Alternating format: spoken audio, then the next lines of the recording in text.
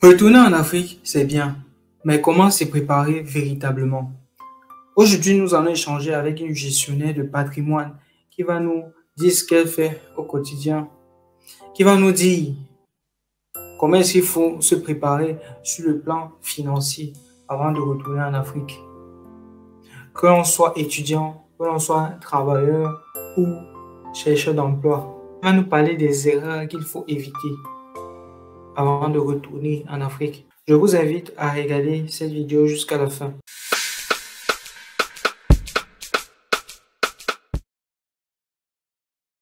Moi, c'est Kamien Patrick. J'ai créé cette chaîne YouTube Afrique Science afin de promouvoir la science, la technologie, l'ingénierie et les mathématiques en Afrique en donnant la parole aux ingénieurs, aux mathématiciens, aux informaticiens africains afin qu'ils puissent partager le savoir-faire avec nous. Bonsoir, Madame Chouateux. Merci infiniment d'avoir accepté notre invitation sur Afrique Science. S'il vous plaît, est-ce que vous pouvez vous présenter comme ça pour celles et ceux qui ne vous connaissent pas encore? Qui êtes-vous, Madame Chouateux?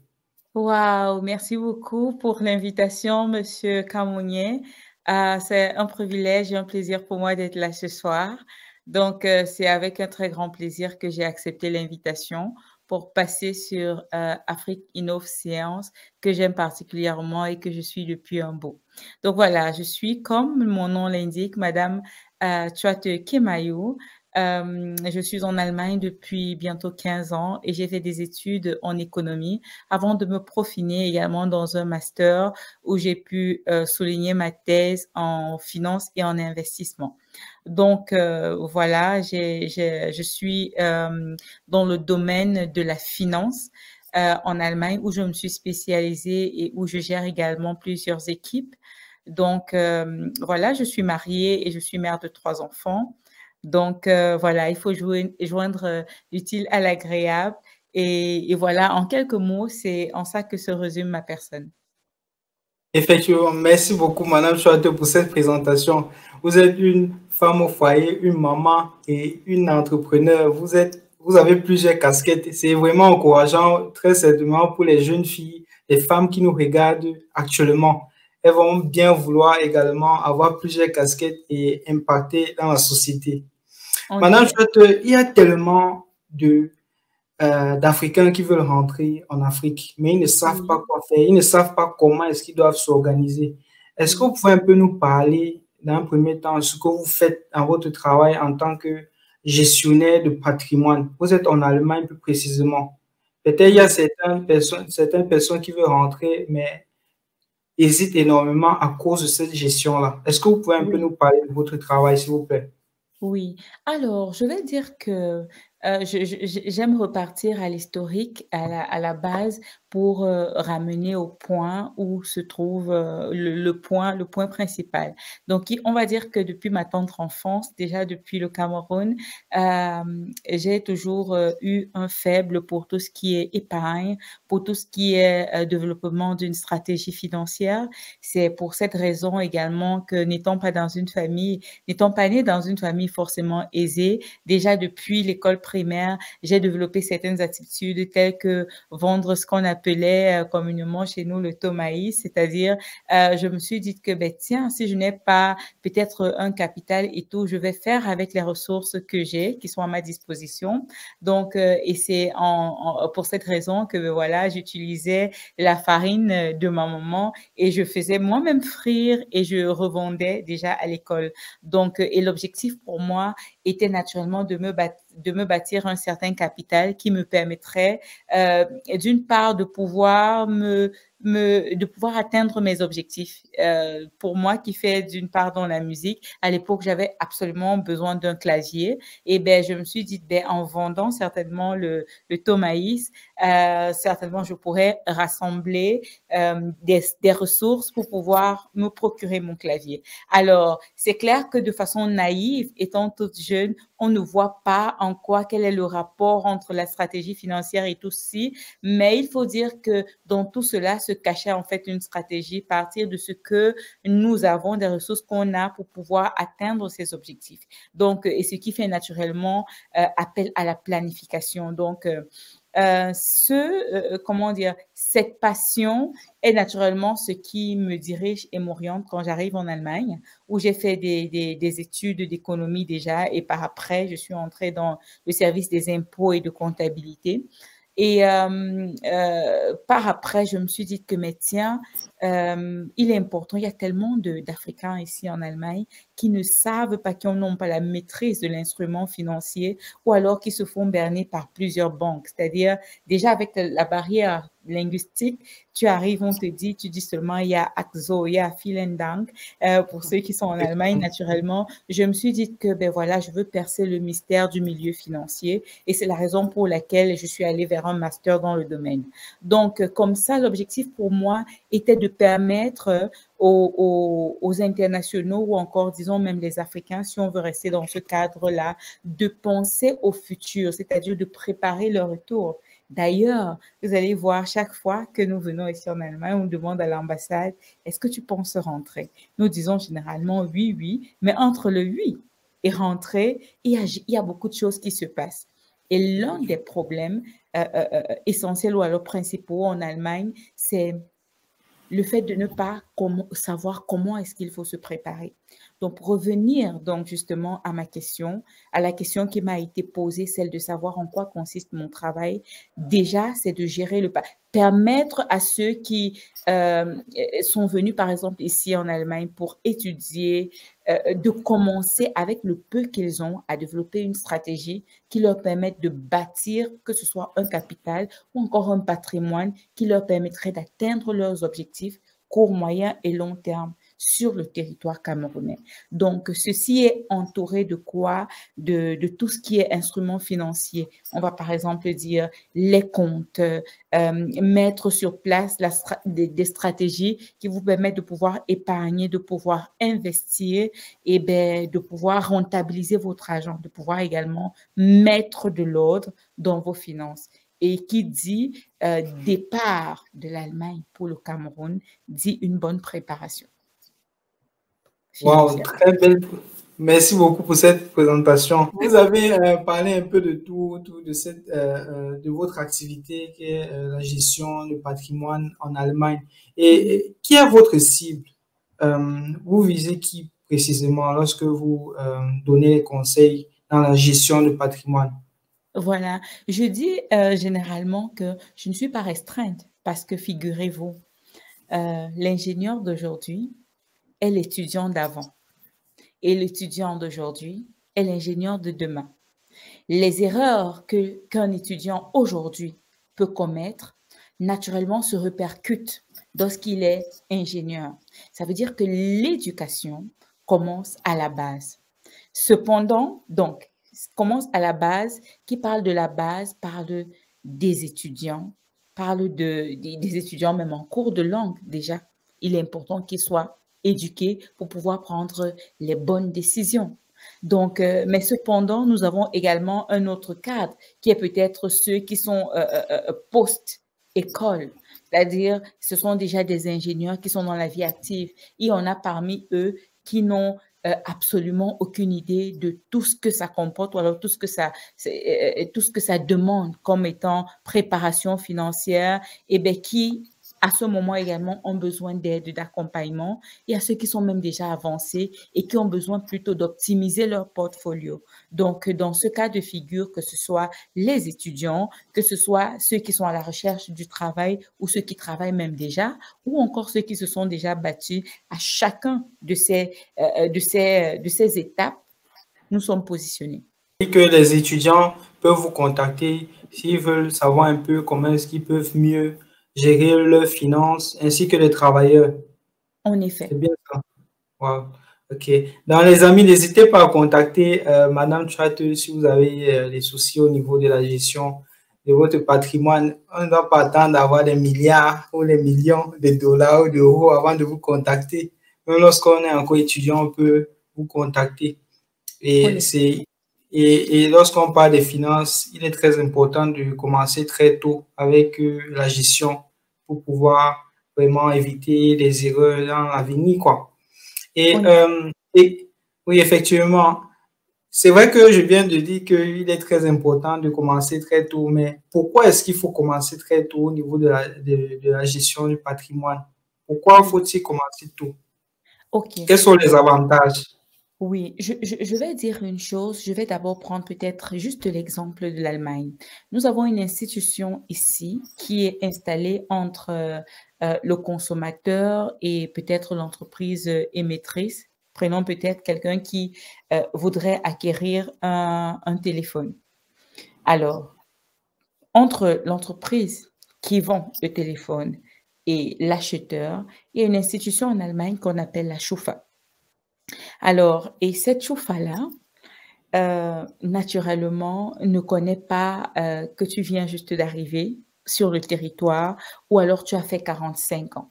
Donc là, sur un plan évident et même avec les statistiques qui ont prouvé, une fois que nous n'avons pas la maîtrise ou alors nous n'avons pas certaines réglementations, un certain suivi qui pourrait nous dire, écoute, quand tu prends par exemple un téléphone, ou alors tu achètes quelque chose en ligne et tu ne payes pas tes factures, à chaque fois, peut-être tu es inscrite automatiquement, tu reçois des lettres de rappel, tu ne les payes pas. La probabilité qu'on t'envoie à la choufa est également grande. Et aussi, il y a des choses que parfois on ignore et où on commence à avoir des problèmes ou alors on ne prête pas attention à tout cela qui constitue vraiment un grand blocage pour nous une fois qu'on est stable et on se dit, là maintenant, c'est le bon moment, j'ai fini les études, je travaille déjà, je gagne de l'argent, je veux commencer. Il n'y a rien de plus décevant que de se rendre compte qu'on est bloqué juste à cause d'une petite facture qu'à l'époque on n'a pas pu régler et où on est bloqué carrément, peut-être pour 3 ans. Donc, je reviens pour chuter en disant, plus tôt on est éveillé, plus tôt on a quelqu'un à ses côtés qui peut nous dire, écoute, ne vis pas au-delà de tes moyens, planifie tes finances de telle sorte que ce dont tu as besoin puisse passer dans ce budget. Ce que tu ne peux pas encore t'offrir aujourd'hui ne veut pas dire que tu ne pourras pas t'en offrir pour toute la vie, non, mais il faut juste décaler peut-être les deadlines et ne pas aller vers des responsabilités ou vers des contrats qui peuvent être qui peuvent vous porter préjudice sur le temps. Donc, voilà déjà l'un des points. Et la prochaine des choses, c'est que le temps qui passe ne revient pas.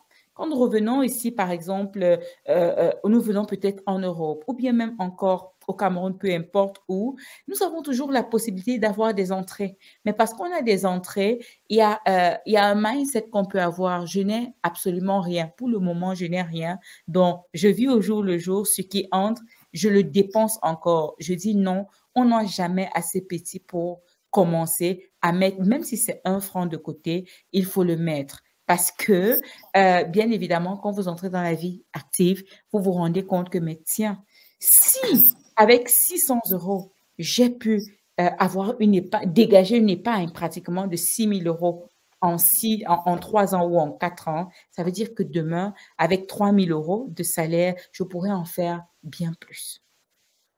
Effectivement.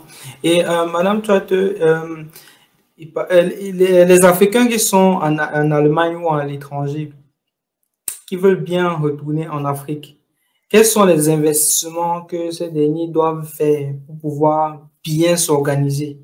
Quels sont les investissements que vous pouvez conseiller à ces Africains de faire?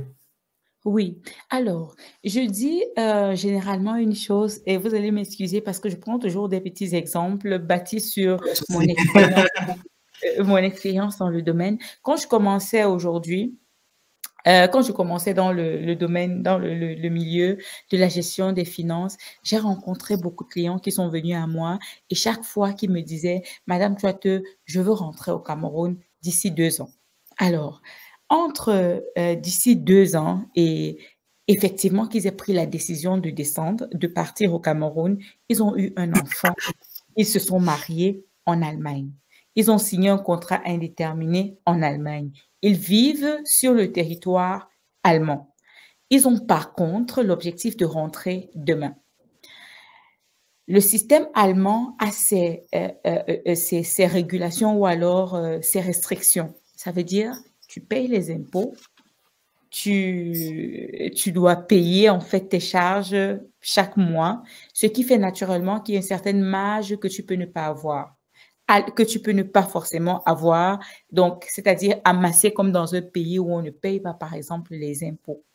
Par rapport à ça, il est important d'être très stratégique. Et je résume généralement en disant, vis sur le territoire allemand comme si tu ne partirais plus jamais et prépare-toi comme si tu pars demain. Ceci te permet de pouvoir avoir un certain équilibre parce que, comme on dit, il ne faut jamais mettre tous ses œufs dans un panier. Être sur un continent européen étranger n'est pas un hasard. C'est certainement un moyen pour nous de prendre les escaliers pour pouvoir mieux sauter, étendre nos mains, étendre nos limites. Ça veut dire, par exemple, que quoi? Pour revenir à la question, il est important d'investir sur soi. Il est important principalement de voir le rapport entrée et sortie, c'est-à-dire le rapport gain et dépense. À ce niveau-là, il est déjà très important de pouvoir, bien sûr, avec l'aide de quelqu'un qui vous suit financièrement, de savoir qu'est-ce qui me reste à la fin du mois. Ayant retiré mes charges, ayant retiré tout ce que j'ai comme responsabilité, qu'est-ce que je dégage peut-être comme épargne? Et basé sur ceci, il est très important de pouvoir définir quels sont les objectifs. Quelqu'un qui rentre au Cameroun pour, par exemple, travailler dans une entreprise, il rentre, mais seulement, il peut avoir une différence au niveau de quelqu'un qui rentre pour bâtir sa propre entreprise. À ce niveau-là, la demande est plus grande, les exigences sont plus grandes parce qu'il faut rentrer quand même avec un certain patrimoine. Maintenant, il y a plusieurs choses qui se sont entourées. Soit quelqu'un a peut-être épargné. On va dire que sur 100% de cas d'Africains, par exemple en Allemagne, ben voilà, tu as peut-être en moyenne 3 000 euros. Tes charges se remontent déjà à 2 000 euros, c'est-à-dire à peine tu épargnes 500 euros tous les mois. Donc, on est d'accord que le temps pour toi de pouvoir épargner 100 millions de francs ou bien, on va dire, 25 millions de francs, il faut le faire. Donc, du coup, il est important d'avoir à ce niveau-là, par rapport à l'objectif fixé, ce que vous voulez atteindre dans le cadre de votre retour, avoir une stratégie claire et nette. Pour d'aucuns, ils diraient, ah, je me lève et je vais rapidement aller prendre un crédit de 60 000 euros ou bien de 100 000 euros. OK, ce n'est pas forcément mauvais, mais il faut dire à chaque stratégie ou alors à chaque personne, il est important de développer une stratégie qui passe. Sinon, on va tout droit vers le mur.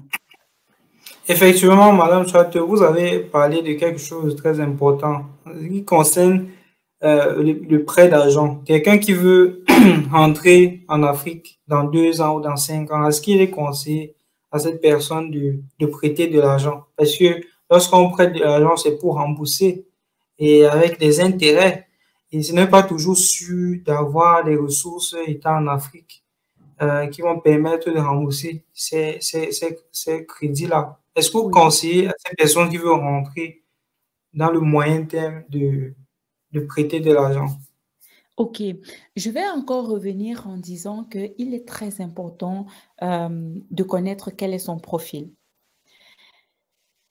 Selon ce que je veux dire, selon l'expérience ou alors des retours que j'ai pu avoir, il y a des personnes qui, si elles ne prêtent pas l'argent peut-être sur le territoire ici, elles vont faire le prêt sur le territoire peut-être africain ou camerounais et parfois des taux d'intérêt sont énormes. C'est-à-dire, ils peuvent se retrouver à rembourser presque 5, 6, 7 fois le montant prêté peut-être dans les banques sur le territoire. Par rapport à cela et par rapport à l'urgence du projet, d'accord, on peut avoir tendance ou alors on peut vouloir dire, OK, il est important ici de se faire suivre et de laisser analyser son profil financier pour voir si la prise du crédit serait quelque chose d'avantageux. D'accord, ça c'est très important parce qu'il faut prendre un crédit, oui, mais il faut pouvoir le restituer. Il faut prendre un crédit, oui, mais il ne faut pas tout se bloquer. Il y a des personnes, par exemple, qui prennent des crédits et qui ne peuvent absolument plus rien faire. Si tu prends, par exemple, un crédit ici sur le territoire et veux déjà dans les prochaines années sur le territoire allemand bâtir ou bien acquérir un bien immobilier, là, ça donne matière à réfléchir.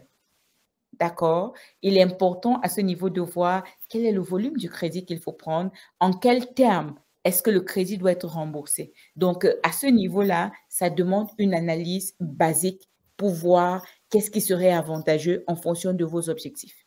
D'accord? Donc, il n'y a pas de oui, on peut conseiller ou bien non, on ne conseille pas. Mais je dis, il est important de passer par une analyse et de voir. Parce que, Claire, si tu te rends compte qu'en prenant l'argent sur le territoire ou alors le projet est tellement pressant, en empruntant l'argent sur le territoire, ceci va te valoir un remboursement 2 à 3 fois plus. Alors, il est important sur place de voir avec son gestionnaire de patrimoine ou bien son banquier quel est l'équilibre à prendre et quel est le volume. Parce qu'au niveau également du volume du crédit, ça joue un rôle déterminant pour la suite. D'accord, Madame Tuate. Et existe un investissement sûr ou bien un investissement que vous conseillez à la diaspora qui nous regarde? Parce qu'il y a plusieurs choses qu'on peut faire, la crypto-monnaie, l'immobilier, le e-commerce. Est-ce que vous Oui, pouvez dire qu'il y a un qui est quand même plus sûr pour ceux qui veulent rentrer? Parce que nous faisons cette émission pour ceux-là qui veulent rentrer, qui peuvent peut-être oui, gérer investissement à distance, étant en Afrique, sans être oui, endetté, ou même sans être oui. trop endetté. Uhum. Alors, il y a une chose que je vais peut-être dire, c'est que on ne se lève pas aujourd'hui et on rentre au Cameroun demain. Il est très important de faire l'analyse du marché. Et l'une des clés principales que je pourrais donner à chaque personne qui pense rentrer demain, c'est de faire déjà l'analyse du marché. Première. Deux, trouver, ou alors trouver, on va changer l'ordre, trouver des personnes de ressources sur le territoire, que ce soit au Cameroun, que ce soit en Côte d'Ivoire et tout, trouver des personnes ressources qui sont à même de vous donner en temps réel des informations sur la demande sur le plan, sur le territoire. Parce que généralement, l'erreur que les Africains font à partir d'ici, c'est de dire, ah, mon frère a ouvert la ferme, ben, je vais descendre ouvrir la ferme également. Ça, c'est une erreur drastique. Ça peut fonctionner, mais la question est toujours de savoir sur 100% de cas, s'il y en a 2% qui fonctionnent, ça donne matière à réfléchir. Donc, top 1, trouver des personnes ressources qui nous informent sur le marché, quel est le secteur qui fonctionne. Est-ce l'agriculture? Est-ce la pisciculture? Est-ce l'immobilier? Aller avec comment dire, avec des statistiques. La deuxième des choses est de savoir, il est important de descendre déjà aussi sur le territoire de temps à autre pour se faire sa propre idée. Il est clair que on peut avoir des personnes ressources, mais parfois, quand vous n'êtes pas allé également pour toucher vous-même, peut-être pour 2 semaines ou 3 semaines, vous allez sur le territoire et vous avez la possibilité de vous faire vous-même une idée de tout ce qui se passe. Vous avez une idée plus claire. Et là, quand vous revenez, vous savez, bien évidemment, je vais step by step. Il n'est pas intéressant de se dire, je commence une activité qui coûte 100 millions, alors je fonce directement avec 100 millions. Non. Il y a des stratégies claires pour commencer les activités ou alors commencer un business éventuel au Cameroun. Se dire, ben, OK, comment est-ce que je peux commencer avec le minimum et tester? Aucun business n'explose d'un coup. Il est très important de passer par une phase de test. Au cas où vous passez par la phase test et ça ne fonctionne pas du tout d'un coup, ça vous permet de ne pas forcément abandonner l'activité, mais de réajuster vos stratégies qui vous permettent de ne pas aller tout droit vers le mur et d'être frustré pour abandonner. La frustration, c'est un élément essentiel ou alors c'est un élément qui guette les entrepreneurs, qui guette tous ceux qui rentrent au Cameroun. Parce que la charrue parfois est mise avant les bœufs, les stratégies ne sont pas adoptées, on n'est pas bien préparé, on est frustré et on abandonne et on ne rentre plus du tout. J'ai des exemples bien pratiques des personnes qui sont allées au Cameroun et bien 1 an après, ils se retrouvent en train de vouloir, après avoir tout abandonné ici sur le territoire européen, ben, ils décident de revenir encore. Pourquoi? Parce qu'ils connaissent une frustration sur le territoire, pas parce ils sont faibles, ils ne sont pas qualifiés, non, mais tout simplement parce que les stratégies ne sont pas les bonnes. Et comme vous dites, est très vrai. Il faut avoir une stratégie avant de rentrer. Parce que C'est un territoire en fait que nous ne maîtrisons plus depuis des années. Il y a certains qui sont quittés du territoire, ça fait 10 ans, voire 15 ans ou 20 ans. Et Oui, les choses changent. Et il faut mieux s'imprégner encore de la situation pour pouvoir vraiment s'en sortir. Merci on est- infiniment, Madame Chouette, pour vos conseils et toutes ces informations. Qu'est-ce que vous pouvez donner comme mot de fin pour ceux qui nous regardent? Alors, qu'est-ce que je vais dire comme mot de fin? Je vais dire: «Qui veut aller loin ménage sa monture». Qui veut aller loin ménage sa monture. Donc, particulièrement pour ceux qui sont peut-être, on va dire, en Allemagne. Naturellement, je suis absolument ouverte. Mes contacts, vous pouvez également les recevoir plus tard pour que nous puissions développer et analyser avec vous, selon votre profil, ce qu'il faut faire pour entrer de façon efficiente au Cameroun. Qu'est-ce qu'il faut même laisser sur le territoire déjà africain, sur le continent, par exemple, comment dire, européen ou encore ici en Allemagne. Si tu veux partir et tu fermes complètement toutes les portes, il peut se trouver que tu arrives au Cameroun, ça ne fonctionne pas forcément. Il faut avoir une possibilité de pouvoir retourner. Et même quand tu reviens, qu'est-ce que tu laisses sur le territoire? Donc, par rapport à tout ceci, nous offrons comment dire, un accompagnement suivi. Donc, moi et toute mon équipe, vous pouvez revenir vers nous et vous aurez des questions ou bien des analyses encore spécialisées ou approfondies par rapport à vos profils et ben, la planification de votre départ pour le Cameroun ou alors pour votre vie encore ici en Allemagne pourrait se faire donc ensemble. Donc, qui veut aller loin, ménage sa monture. Vous êtes unique et faites tout pour être une meilleure version de vous-même. Vous ne pouvez pas être, vous ne pouvez pas être forcément la photocopie d'un prochain qui a investi dans l'agriculture ou alors qui a investi peut-être dans la pisciculture. Non, faites tout pour être l'original et soyez vous-même dans votre originalité. Donc, c'est ce que je peux dire à tous ceux qui m'écoutent ce soir. Merci beaucoup, Madame Chouette. Je souligne encore que, comme vous l'avez dit, c'est pas parce que quelqu'un a investi dans la pisciculture ou l'agriculture, ça veut dire qu'on doit faire pareil. On peut, au lieu d'investir dans la pisciculture ou l'agriculture, investir dans tout ce qui est ingénierie Oui, ou sciences. Si oui, quelqu'un a fait une formation scientifique ou ingénierie, alors, quoi de plus normal d'investir dans ce domaine parce que il y a tout à faire ou à refaire en Afrique dans ce domaine. Il est important d'utiliser ses connaissances, son don pour pouvoir permettre à la société d'en profiter, quoi. en Merci effet. infiniment. Merci infiniment, Le Madame plaisir a Chouette. été le mien. Oui, nous vous souhaitons beaucoup de succès dans votre entreprise. Merci beaucoup, merci beaucoup À la et à prochaine, la ciao. prochaine. Bye. Merci les amis d'avoir regardé cette vidéo jusqu'à la fin. N'hésitez pas à vous abonner à la chaîne si vous ne l'avez pas encore fait. Et s'il vous plaît, partagez la vidéo également pour encourager vos connaissances à regarder la vidéo et aussi à beaucoup apprendre en ce qui concerne les finances. Merci et à la prochaine. Ciao.